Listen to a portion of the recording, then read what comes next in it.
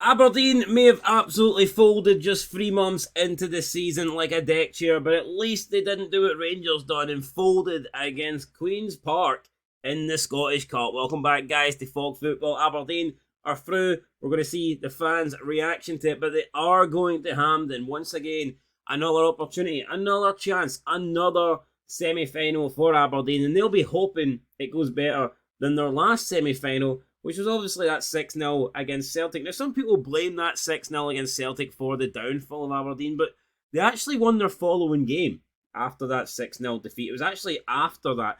So it was 4-1 against Dundee, if I remember correctly. They weren't great in that game, but they weren't great in a lot of the games that they won earlier in the season either. And they came through in the end. It turned a 1-1 into a 4-1, but we've seen that since then they've been absolutely diabolical. They did recently get 2 back-to-back wins, but other than that, the form for Aberdeen has been atrocious, but they beat Queen's Park, and they did what they were expected to do.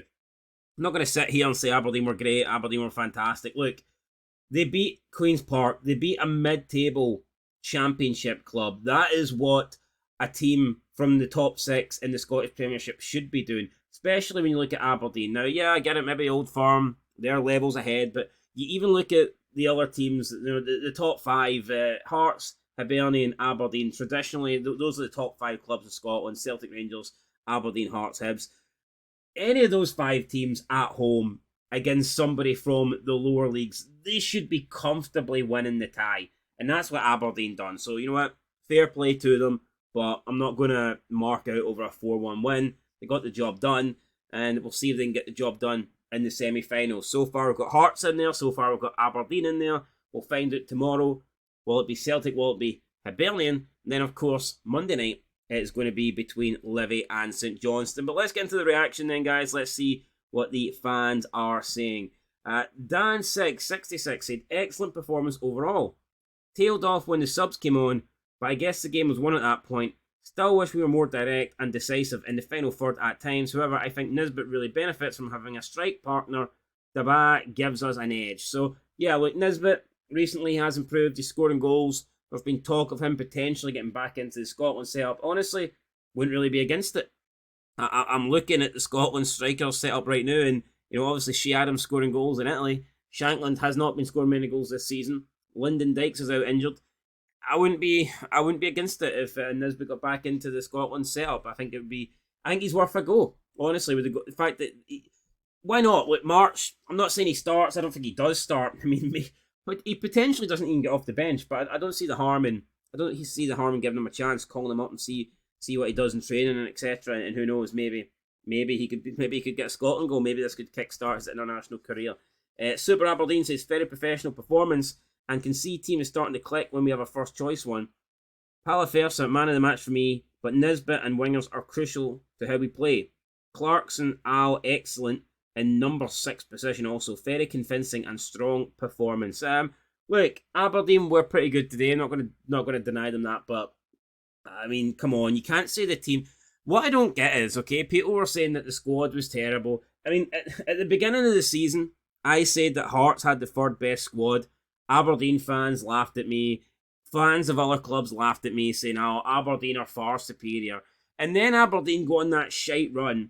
They get into January, and then everyone is saying the same thing. They're saying, oh, Aberdeen need to rebuild. They need to bring in all these players. They need to get rid of all these deadwood. I mean, football fans are so fickle. They change their mind, within a couple of results. At the start of the season, when Aberdeen were doing well, Aberdeen had this so-called great squad. Then by the time we got to January, Aberdeen's squad was shit. And now because, results have picked up a little bit, people are saying, oh, now with this new team and the new signings, we're looking good. It's like, the best Aberdeen looked this season was at the beginning, before any of these January transfer signings. So I just don't get it. I think Aberdeen's got a decent squad. I think they've brought in some decent signings in January. But for me, they're not the third best team in the league. I'm not going to change my mind just because you had a poor start to the season. Hibernian, right now, on form, are probably the best team in the league, if not the second best team in the league. But they don't have the second best squad. They don't have the third best squad. Hibernian, for me, at best, have the fifth best squad. I think they're clearly behind Hearts, and I think they're clearly behind Aberdeen. But form-wise, they're much better than both of those sides. So But you can be better in form. It doesn't mean you've got the best squad, and I just don't understand people, man. They can't seem to grasp that. Yes, Aberdeen at the start of the season were playing really well, okay? And even when the games they weren't playing well, they were getting results, but it didn't mean they didn't have the second best team, they didn't have the third best team. And I don't think they've got it now. Don't want to go on a massive rant here about who's got the best squad, but I mean, I think it's clear the order of the squads for me. It's Celtic undeniably have the best squad. Then it's Rangers. Then it's Hearts. Then it's Aberdeen. And then it's maybe Hibernian. Probably is Hibernian, to be fair. So I'd say that's the five in that order. Right, what else have we got here? We've got Will for Britain to get shagged by Celtic as usual. I mean, Rangers fan there. Look, at least Aberdeen are in it. Let's give them credit. At least Aberdeen are in the semi-final. And yes, they may lose to Celtic. They lost at the last cup semi. They might lose again. But let's be honest, Rangers have lost a shitload of cup matches against Celtic. So let's not pretend here that Aberdeen are the only team. Most teams lose to Celtic. Most teams do. That's why Celtic win all the trophies. Because believe it or not, most teams lose to Celtic. That's how it works in Scottish football. Celtic are the best team. Everyone else is like, fucking feeding on scraps. More often than not, if Celtic play Hearts or Aberdeen or Hibs 9 times out of 10 in a cup, they will probably win. That's how it goes. Maybe if they play Rangers, the odds are a little bit slightly better for Rangers, but it doesn't look that way. I mean, honestly, if you look at, since Rangers got back into, I can only recall Rangers beating Celtic in 2 cup ties since they got back into the top flight. The Giovanni Van Bronckhorst won in the final, and I believe there was a semi-final win, maybe under Gerrard, or was it to get to the final against Hibs? I think in the last 8 years, Rangers have beat Rangers have beat Celtic twice, I believe, in the cup in the last 8 years. So that's not a great record either. Just like Aberdeen don't have a great record, just like Hearts don't have a great record.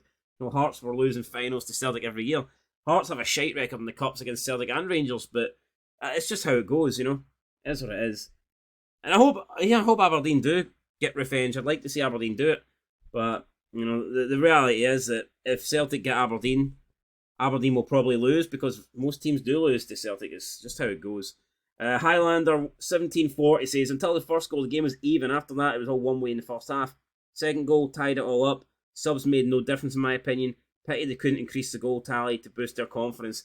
I don't think this guy watched the game, because he's saying that until the first goal, the game was even. After that, it was all one way in the first half. And then he says the second goal tied it up. They literally got the second goal straight after the first goal. For me, it was the third goal that tied it up. They literally got the second goal straight away. So, I mean, that just doesn't really make much sense there. But, I mean, whatever. Aberdeen won. Fair play to them. What else we got? Colin Gale says, Lib Dem. Jesus Christ, Lib Dem. With several changes in the second half, a dip in performance is no surprise, but it's a very good performance. Morris, Palaversa, and Clarkson were outstanding. The whole team deserves a pat on the back. Rob says, very good win. Ignoring the pre-season, feel the last 30 minutes, we did everything right that we're supposed to do in the first hour, got the reward of a 4-0 lead. 4th semi-final on the bounce. 5 out of 6 in the last 3 seasons. Come on, you Reds. That's good. That is good. 5 out of 6. But let's be real. I think that is what Aberdeen should be doing. I think a club the size of Aberdeen, a club that claims to be the third biggest club in Scotland, a club that claims to be sometimes the second biggest club in Scotland, you should be getting to finals that often. I get it. Listen, if you're unlucky and you draw one of the old firm in the earlier rounds, and the likelihood is you're going to get knocked out early, I get that. But if Aberdeen are avoiding Celtic and Rangers, then I think they should be getting to semis. To me, the Aberdeen, Hearts, Hibs, these are clubs that should be getting to at least one semi a year, whether it be the League Cup or the Scottish Cup. I think that's what those clubs should be doing. So, yeah, it's good. 5 out of 6 semi-finals in the last 3 seasons, but to me, that should be the norm. That should be the levels that Aberdeen are trying to get to, and I think after that, you've got to start thinking about, right, okay, getting to semi-finals isn't good enough. We now need to get to finals, and we now need to win these cups, because who cares at the end of the day? Yes, getting to semis is important, but the only reason getting to semi-finals is important because you want to win it. If you constantly get to semi-finals and finals and you never win, then it is, at the end of the day, it is all irrelevant. You want to be in the semi-final because that gives you a chance of winning it. That's the reason you want to be in the semi-final.